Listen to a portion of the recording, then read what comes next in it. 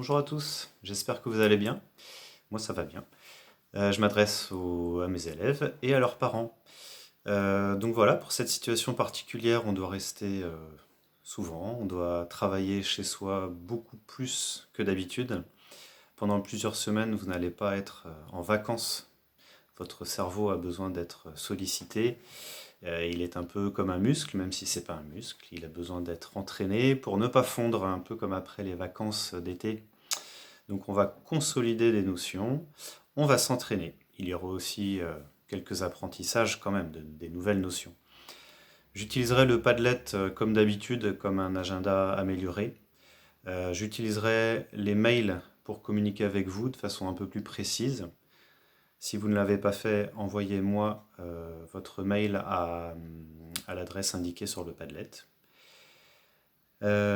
J'utiliserai mes outils et ceux que je trouve sur Internet. Je n'ai pas encore fouillé le site du CNED. Alors, les consignes ministérielles demandent de travailler 3 heures par jour. On ne va pas faire 3 heures à la suite, hein. Comme à l'école, il faut faire des pauses, c'est important. Il faut varier les activités, faire un peu de maths, un peu de français, un peu d'anglais, etc. Pas faire 3 heures de mathématiques par exemple. Il faut savoir aussi varier les types d'activités, de l'écrit, de l'oral, de la lecture. Ça, ce sera à moi de varier un peu les plaisirs. Certains élèves travailleront 3 heures pour les activités que je propose. Euh, D'autres qui sont très à l'aise consacreront moins de 3 heures. Bon, ils pourront alors continuer avec de la lecture, du dessin, de l'écriture. Comme en classe, je vais instaurer des rituels. Un rituel d'orthographe avec des phrases dictées, un rituel d'art qui permettra de faire de l'écrit, de faire des recherches, un rituel de calcul mental. Donc 3 heures, c'est une préconisation du ministère. La quantité de travail n'est pas forcément facile à évaluer pour moi. Je ferai tout mon possible pour que cette quantité soit adaptée.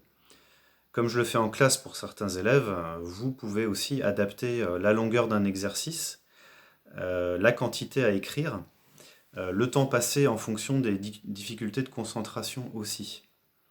Par exemple, je donnerai un rituel de calcul mental. Euh, il peut être très rapide pour certains, mais extrêmement long, fastidieux pour d'autres. Donc vous pouvez alors écourter l'exercice. Une fois l'activité faite, je transmettrai une correction. Certains élèves ne savent pas encore bien corriger, surtout quand la correction est longue, quand il y a beaucoup d'informations. Donc, chers parents, je vous demanderai d'intervenir pour vérifier. Parce qu'en fait, je le ferai peut-être de temps en temps, mais pour vous, scanner, prendre une photo, la faire remonter par mail, de mon côté, imprimer les feuilles, les corriger, les rescanner, puis les remettre à nouveau par mail pour vous les transmettre, c'est très coûteux en temps et en énergie. Sinon, ben, enseigner, c'est un métier, je ne vous l'apprends pas. Si votre enfant est en difficulté, vous vous sentirez peut-être bloqué. Pas d'énervement, de la patience. Moi, je serai attentif à vos remontées. Des remontées comme ben, ceci ne passe pas, je ne sais pas comment aider, je ne sais pas comment faire. Je connais bien vos enfants, je connais leurs difficultés.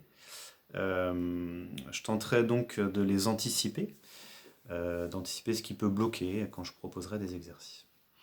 Voilà, on peut tirer du positif aussi de cette situation. On passe plus de temps en famille. Ça peut être déstabilisant au début parce qu'on n'y est pas forcément habitué. On a plus de temps pour aider, on a peut-être moins de stress que d'habitude quand on part le matin, on est peut-être moins fatigué le soir. Voilà, on peut faire des activités en famille, ces activités qu'on repousse souvent. Donc j'espère que ça va bien se passer, j'espère que vous allez aimer ce moment et n'hésitez pas à me faire des remontées par mail. J'essaierai de vous aider au mieux. À très bientôt, au revoir.